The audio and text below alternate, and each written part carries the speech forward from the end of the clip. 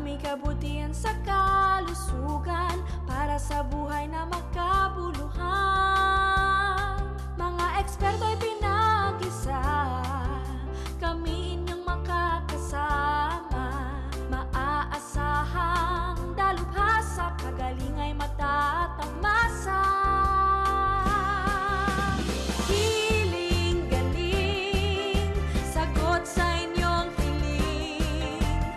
Muna sa suliranin, hiling galing. Hiling galing, alternatibong solusyong maaasahan. Siyensya para sa ating kaalaman. Hiling galing, sagot sa inyong hiling. Lunas sa suliranin, hiling galing. Hiling galing, alternatibong solusyong maaasahan. Siyensya para sa ating kaalaman. Hiling galing.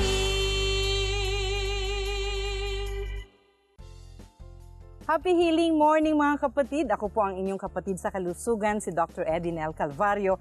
At patuloy ko pong ini-enjoy ang aking nature tripping dito sa magandang Angel Field Sanctuary.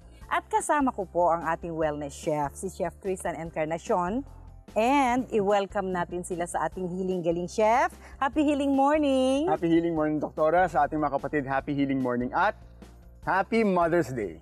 Pangalawang episode to ng ating serye para sa kalusugan, di ba? Pero Mother's Day nga Mother's rin Day, po. apo. Oo. At Happy Mother's Day po sa ating mga ilaw ng tahanan, sa lahat po ng mga ina, inay, nanay, mami, mudra, mama, airmats na nanonood sa ating programa. Ang episode na ito po ay para sa inyo. At Diba? alam naman natin na, first Doktora, at sa ating mga kapatid, na very special ang ating mga nanay. Oo naman.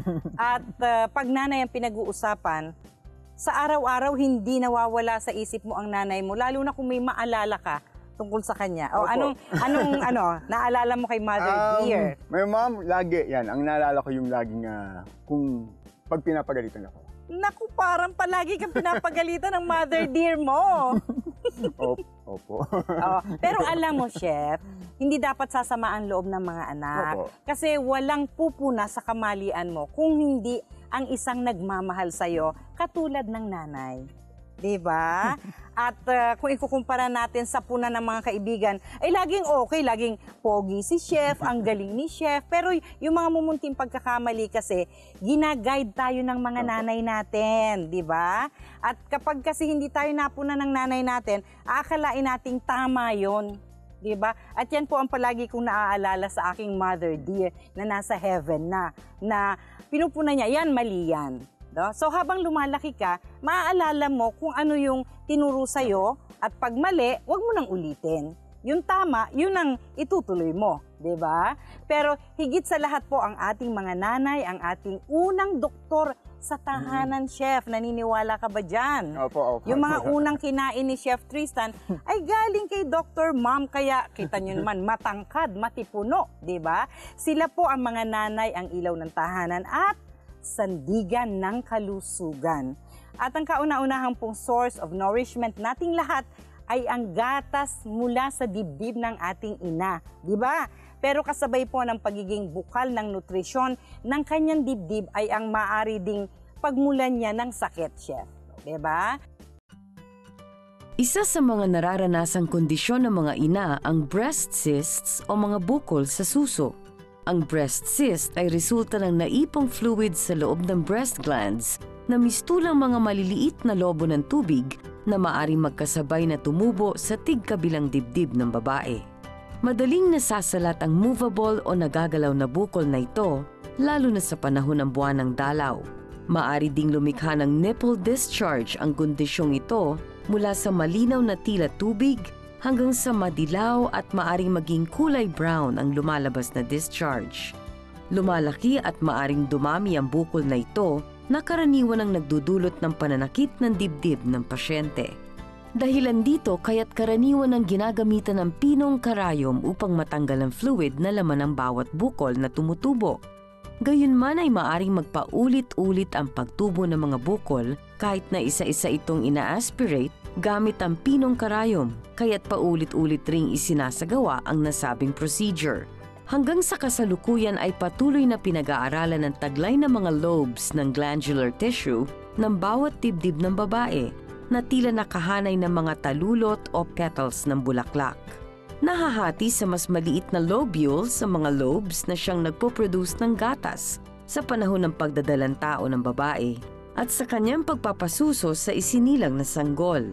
Ang supporting tissue na nagbibigay ng hugis sa dibdib ng babae ay binubuo ng fatty tissue at connective tissue.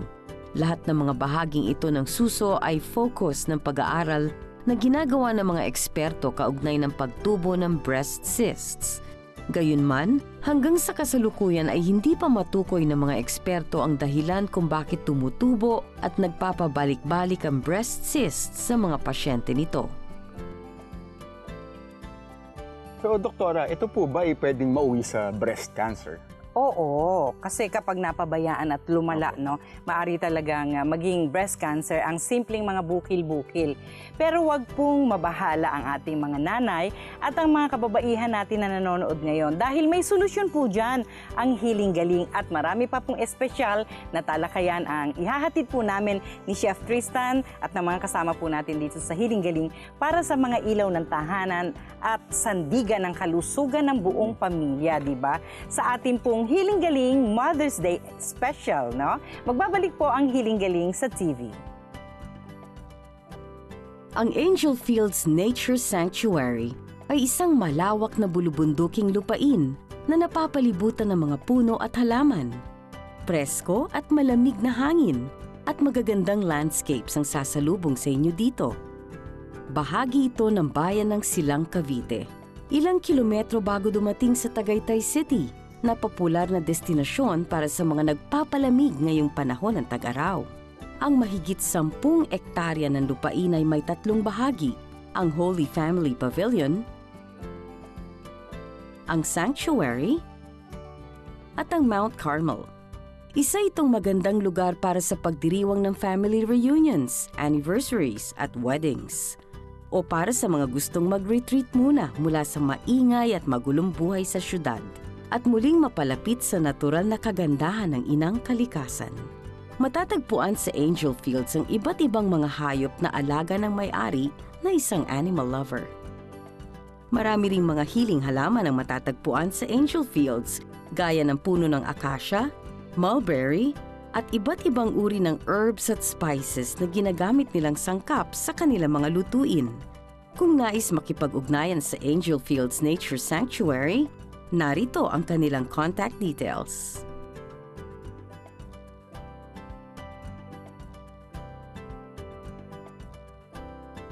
Ang tanong, Dr. E, kapapanganak ko lang po at hindi nawawala ang sakit ng aking ulo.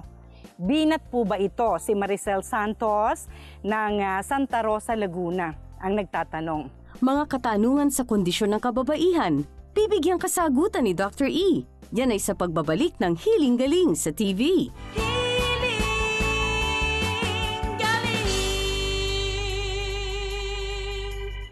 Samahan si Dr. E sa kanyang natural na pagiging healthy ng katawan, puso, isip at pananaw sa mga bagay-bagay. Sa Radyo 5 at Aksyon TV tuwing Sabado, alas 6 hanggang alas 8 ng umaga at tuwing Linggo, alas 10 ng umaga hanggang alas 12 ng tanghali. Kasama si Chef Tristan tuwing Linggo, alas 7:30 hanggang alas 8:30 ng umaga. Healing Galing sa TV5.